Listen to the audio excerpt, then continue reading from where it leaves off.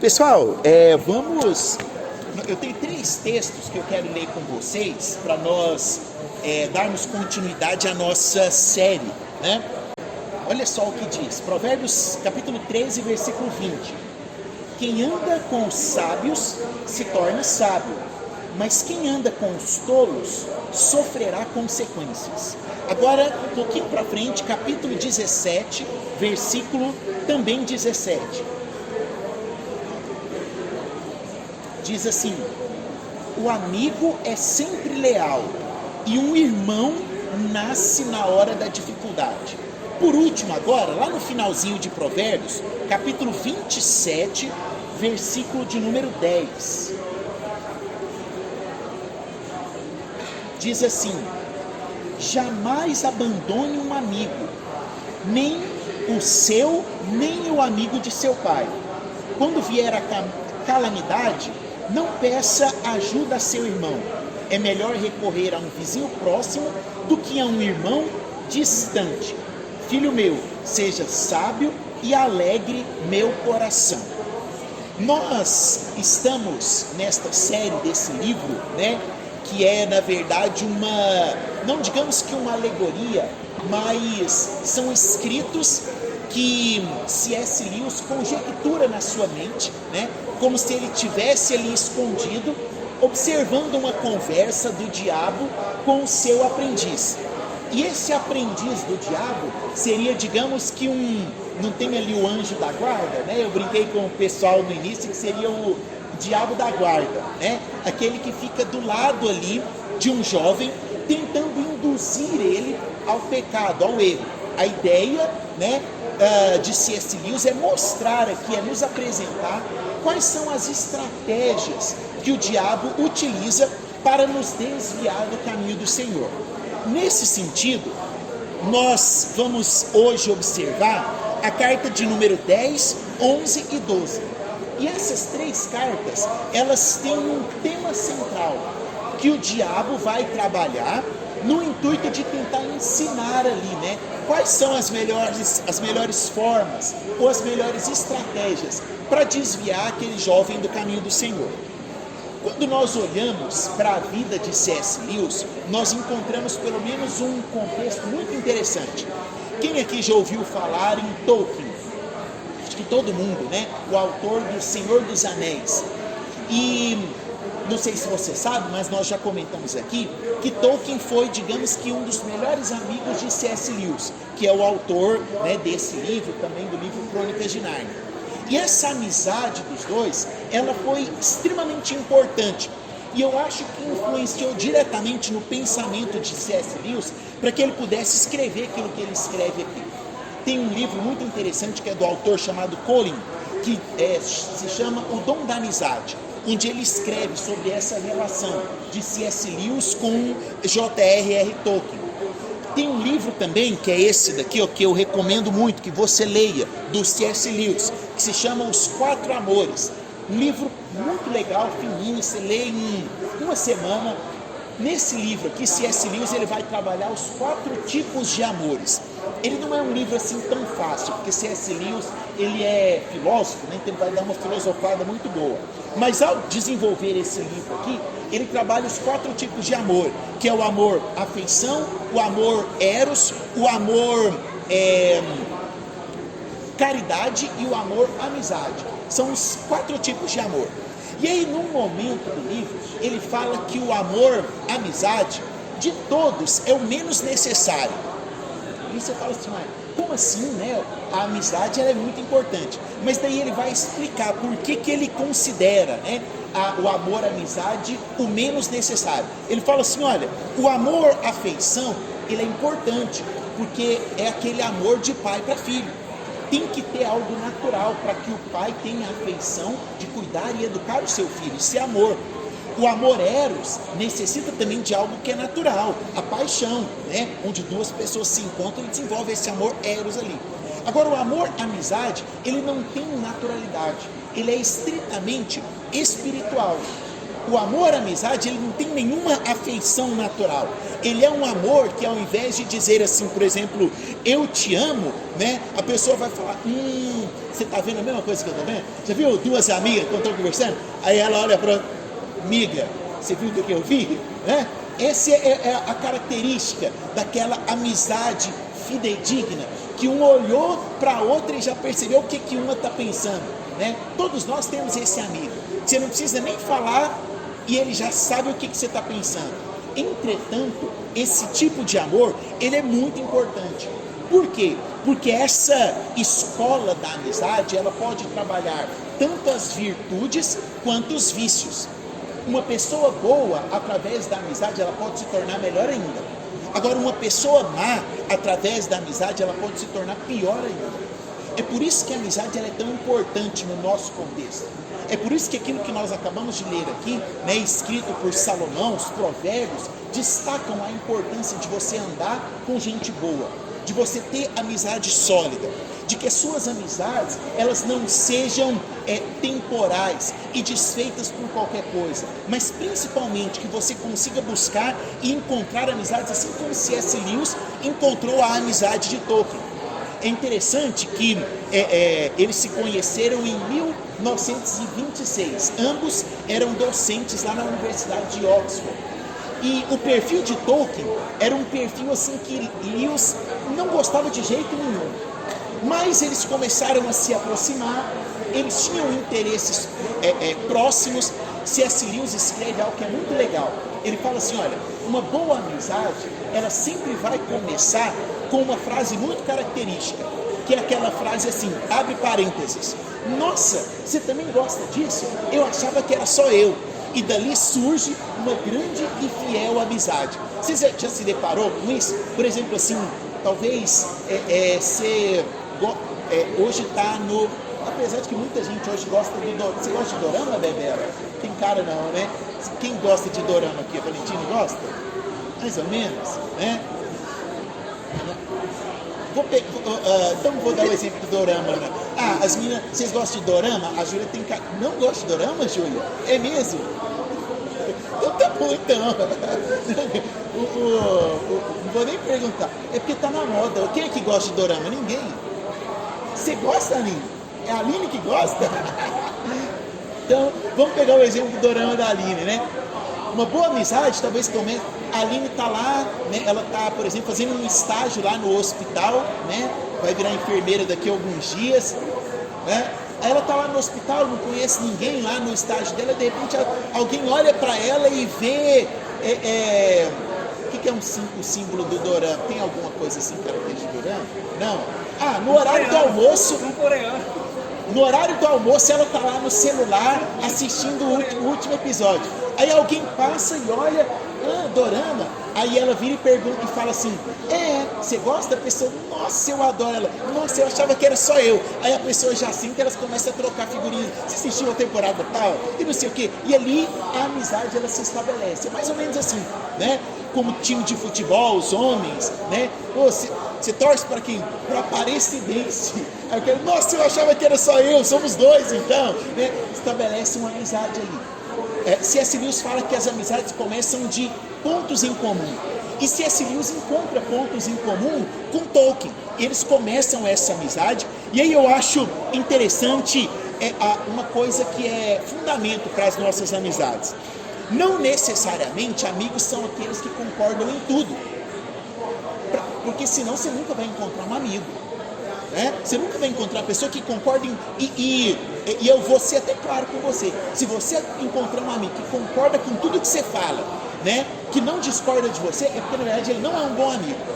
Na maioria das vezes, esses amigos, eles vão às vezes concordar sobre um tema, mas com visões diferentes, né?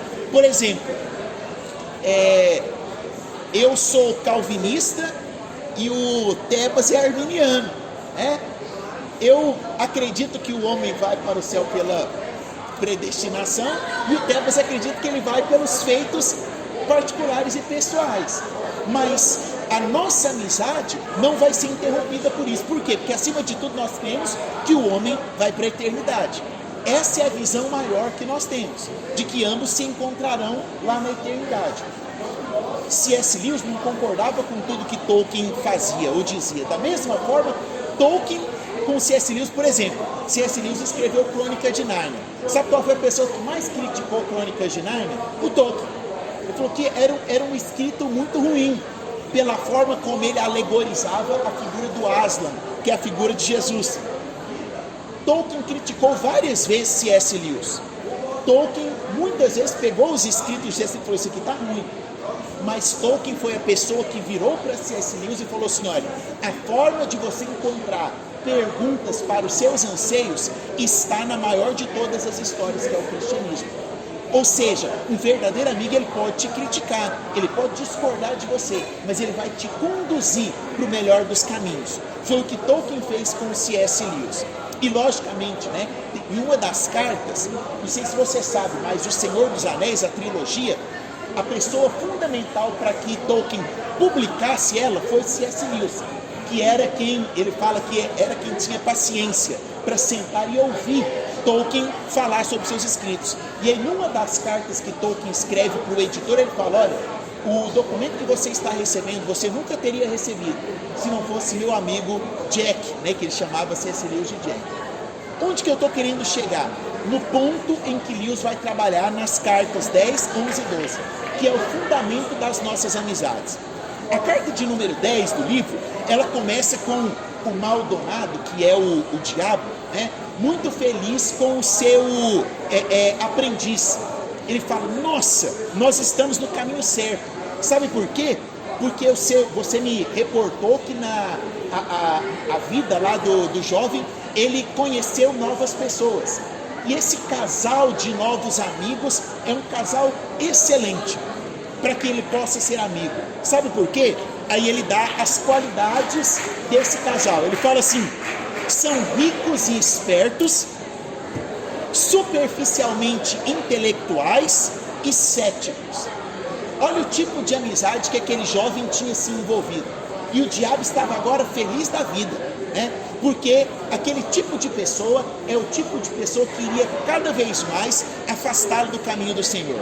Essa parte do superficialmente intelectual eu vou trabalhar semana que vem, né? Existe muito hoje a intelectualidade superficial, e eu quero contar uma história para vocês, né? Os intelectuais de internet, né? Ele lê metade do livro de Karl Marx, né, e acha que se tornou o maior pensador da modernidade, né, e quer ir para as redes sociais se colocar como ateu e intelectual. Mas esse ponto eu vou abordar semana que vem. Os outros pontos, como o ceticismo, né, a esperteza, que tem a ver com a falsa moralidade, influenciam diretamente as nossas vidas e a vida de um jovem que não está firme na palavra de Deus. Dessa forma, né, ele fala assim: olha, envolva ele cada vez mais com esses pacifistas que têm uma falsa moralidade. Você já viu aquela pessoa, né, que a moralidade dela é só por conta dos seus próprios interesses? Ela não tem uma moralidade de se importar com as pessoas por conta da essência das pessoas, mas apenas com aquilo que lhe convém. Se o candidato, né, propõe algo que é benéfico para ela, ela vai lá e dá o voto para aquele candidato, porque de acordo com a moralidade dela, aquilo está correto, vai favorecê-la. Ele fala assim: olha, e principalmente, eu adoro essa pitada de comunismo que existe nesse casal, porque eles vão influenciar grandemente o pensamento desse jovem. Nós não estamos aqui para falarmos de pensamento de direita e de esquerda, mas uma coisa que deve ser pontuada e que tem invadido muito talvez as suas redes sociais, os debates atuais, é o perfil relacionado ao contexto comunista, de querer colocar, por exemplo, a figura de Jesus como um comunista, né? De querer mostrar os ensinamentos de Jesus como ensinamentos comunistas. É preciso pontuar algo aqui: em momento algum Jesus veio a essa terra para se posicionar de forma política. Jesus veio a essa terra para amar as pessoas. Quando você ama pessoas de todo o seu coração, você foge dessa falsa moralidade comunista. E você também foge do extremo que é a direita progressista, que se coloca como salvadora da pátria. O evangelho, ele não é, lembra aquilo que nós falamos? Não é evangelho de extremos. O evangelho é equilíbrio. E aí, o diabo aqui está falando, olha, induza ele para andar perto dessas pessoas que se dizem comunistas, né? E que se acham conhecedoras da verdade. Por fim, ele termina essa carta falando, olha, não deixe também ele notar que esse prazer de estar perto dessas pessoas está influenciando ele. Leve ele no banho-maria, né? Para que ele possa ter vaidades mundanas, para que ele possa dar valor ao poder e principalmente para que ele não se importe muito com as escolhas dos amigos. Ou seja, para que ele não olhe para a essência das amizades, mas para que ele olhe para o perfil. Ah, eu gosto daquele ali, vou fazer amizade porque aquela pessoa ali pode trazer uma contrapartida dentro da nossa amizade. Bom, aí ele termina a carta de número 10 e entra para a carta de número 11, onde ele está todo feliz, porque ele fala, olha, a coisa está melhorando. Sabe aquele casal de amigos céticos, né, moralistas? Agora eles apresentaram o jovem para um nicho maior de amigos. Várias outras pessoas que têm o mesmo pensamento. Lembra o que a Bíblia diz do abismo? A Bíblia fala assim, um abismo chama outro abismo. Quanto mais você se envolve com pessoas que têm um pensamento, que têm uma visão que difere da visão bíblica, mais você vai estar envolvidos quase que inconscientemente com pessoas que têm esse mesmo pensamento. Quando você perceber, você está dentro daquele abismo. Quando você menos perceber, você está perdido dentro daquele contexto. E era isso que estava acontecendo com aquele jovem. E aí ele fala assim, ó, gere no coração deles uma falsa alegria de estar perto dessa pessoa. Faça com que ele sorria das piadas de cunho sexual.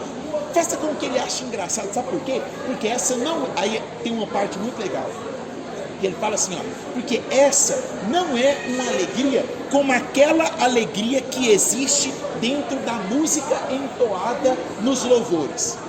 Ele fala assim, aquela alegria lá é uma alegria celestial. Você já teve esse sentimento? Você está na igreja, né, de mãos levantadas, aí de repente começa lá aquela introdução no piano, você lembra da música, seu coração acelera, seus olhos vêm até a lacrimejar, você levanta suas mãos, você canta como se não tivesse ninguém ao seu redor. E aquilo enche o seu coração de alegria. Você se esquece dos problemas da sua casa, dos problemas da sua empresa, você sobe num outro nível. Esta é a alegria que ele fala aqui, ó. Nesta alegria nós temos aversão. Nós queremos uma alegria que é aquela alegria fugaz, uma alegria passageira. Então deixe ele perto dessas pessoas. Estimule ele com a luxúria, por exemplo, piadas indecentes. Faça com que ele ria para agradar os amigos. Olha o nível que o inimigo faz para fazer com que o jovem, seja daquela época, seja da nossa época, se perca e esqueça dos valores morais e principalmente dos valores que envolvem a questão celestial. E aí, por último, ao terminar a carta, ele fala assim, olha, existem piadas que ele vai olhar e vai falar assim, nossa, mas essa piada foge à moralidade. Existem conversas que quando ele estiver lá no meio, ele pode até pensar, nossa, mas isso é meio cruel, meio sádico. Aí ele fala o seguinte, a crueldade, ela é vergonhosa, a menos que o homem possa transformá-la em piada. Então pegue um contexto bem, que é o que o pessoal hoje chama de humor, humor negro, né? Já viu? Ah não, o que tem o humor negro, né? Aí a pessoa vai lá e faz uma piada com a criancinha da África. No primeiro momento você lembra da criança sofrendo, mas aí depois você fala, a piada foi engraçada, né? Ele pega a crueldade e dê nessa crueldade uma pitada de humor, para que com o tempo ele perca a sensibilidade. E é exatamente isso que vai cada vez mais endurecendo o coração dele. Se alguém disser que está exagerando, contra-ataque. E chame ele, por exemplo, de nossa, seu religioso. Você é muito santinho. Você já parou por isso? Já passou por isso na sua vida? Está no meio de uma coisa e fala assim, não, esse assunto não me... Aí as pessoas olham, nossa, olha o santinho, olha o puritano, né? E aí, o jovem, para querer ser aceito naquele contexto, ele acaba ficando ali. Deixa eu te dizer uma coisa, que você seja chamado de santinho, que você seja chamado de puritano, de puritana, mas que você não negocie seus valores em troca de falsas amizades. Não negocie seus princípios com aquela amizade tóxica da sua faculdade, lá do seu trabalho. Que você seja considerado como santo mesmo, porque é para isso que nós fomos chamados. O apóstolo Paulo nos ensina a sermos santos, a tentarmos cada vez mais viver em santidade. Por último, na carta de número 12, ele começa dizendo, olha, nós estamos atingindo o nosso objetivo, porque nós estamos deixando o nosso paciente, que é o jovem, em órbita. O que é isso? É tentar tirá-lo da igreja, do conceito cristão, sem que ele perceba. Você já viu lembra daquela história? História não, aquele experimento do sapo. Se você pega o sapo e coloca ele dentro de um aquário, onde a água está em ebulição, o que esse sapo vai fazer? Ele vai espernear, ele vai tentar pular e vai tentar sair daquela água que está fervendo. Agora, se você pega esse sapo e coloca ele dentro de uma água a temperatura ambiente, aí você começa a aquecer essa água, deixa ela morninha, o sapo ele está lá tranquilo, a água está numa temperatura boa, agradável, aí você aquece mais um pouquinho e a temperatura sobe, de repente sabe o que vai acontecer? Ele vai morrer sem perceber que a água está em ebulição. Por quê? Porque ele foi se acostumando com aquele ambiente. Essa é a principal estratégia do inimigo contra o jovem desse livro e contra nós. Ele te coloca numa situação, não de uma vez, ele te coloca na situação de uma forma assim suave. Ele faz com que você acesse um determinado site, ele faz com que você comece a seguir determinado perfil na rede social, ele faz com que você ouça determinado podcast, que você fala assim, nossa, mas, deixa eu ouvir mais um episódio. Vai te acostumando, quando de repente a água está fervendo e você não consegue mais sair dali. É isso que ele diz, ele fala, olha, vai afastando ele cada vez mais do sol, para que ele vá se esfriando. E quando ele estiver congelado, ele nem vai mais perceber que ele está nessa situação.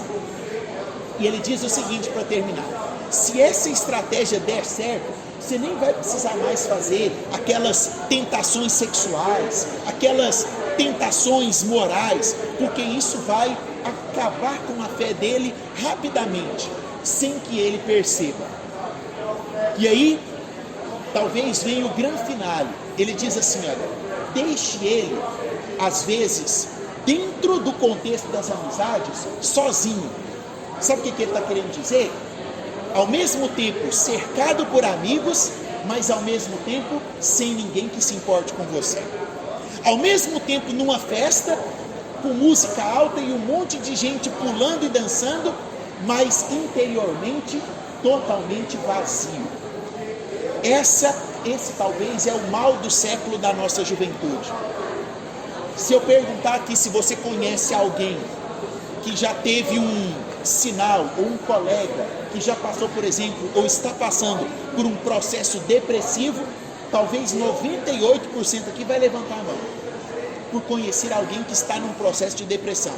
Uma depressão que foi induzida pela falta de amizades que pudessem ajudá-lo, que pudessem orientá-lo.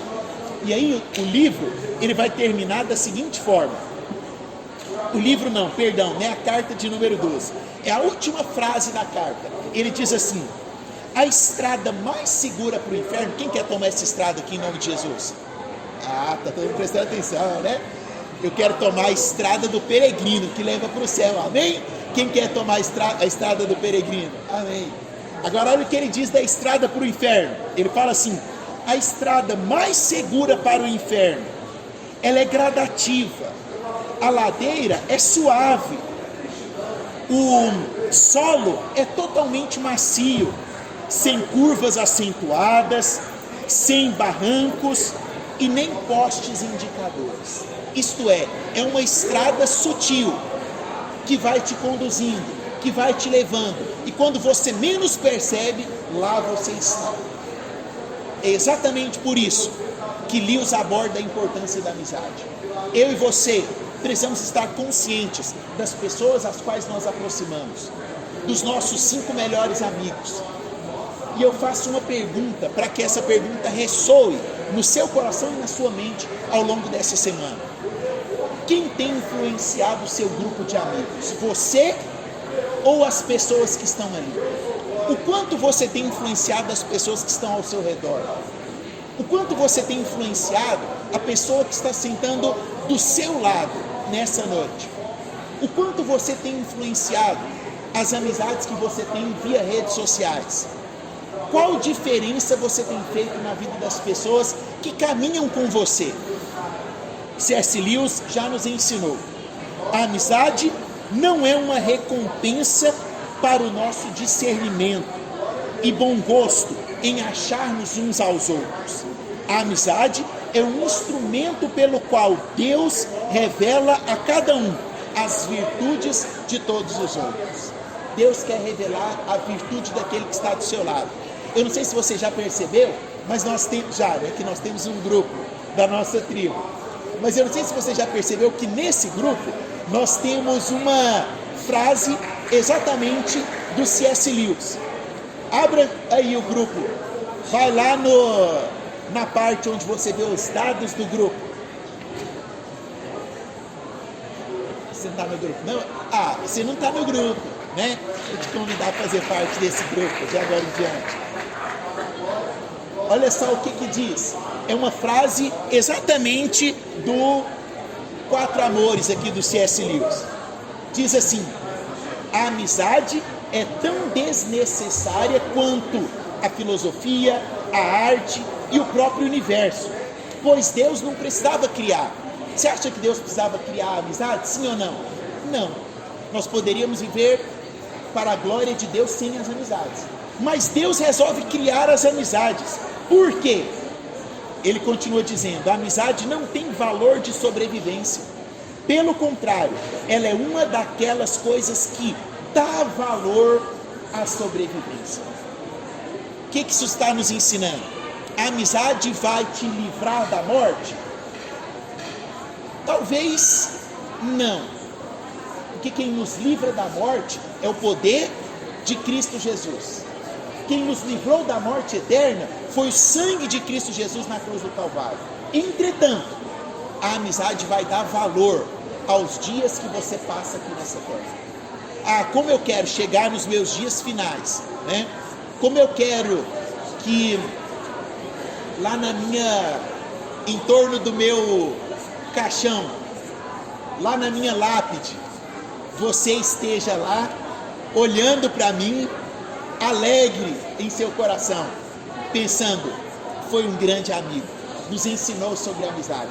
Como eu gostaria, sabe, de que no meu enterro, no meu velório, você lembrasse daquilo que eu estou dizendo aqui hoje, e lá você pudesse levantar a mão e falar assim: a coisa que ele mais queria era que nós relembrássemos do quanto ele foi amigo, do quanto ele prezou da nossa amizade.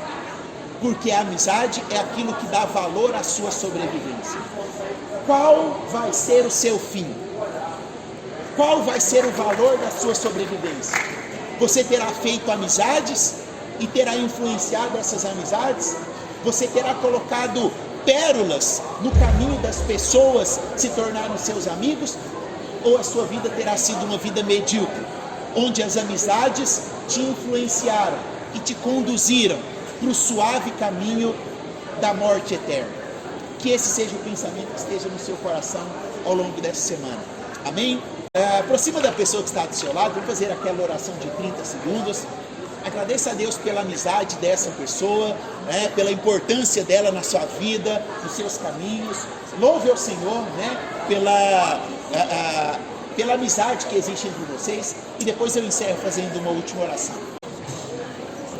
Senhor, nós te louvamos com todo o nosso coração por aquilo que aprendemos nessa noite.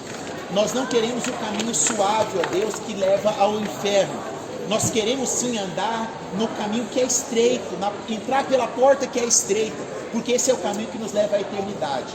E que enquanto nós estivermos nessa caminhada, que nós possamos influenciar pessoas, valorizar as nossas amizades, ó Deus, e saber que o Senhor é o princípio de todo o amor que existe e de todo o elo que nos une aos nossos amigos. Que assim seja, ó Deus, que ao longo dessa semana a graça, o teu amor e as tuas maravilhas se revelem aos nossos corações. Essa é a nossa oração, em nome de Cristo Jesus, o Nazareno. Amém, amém e amém.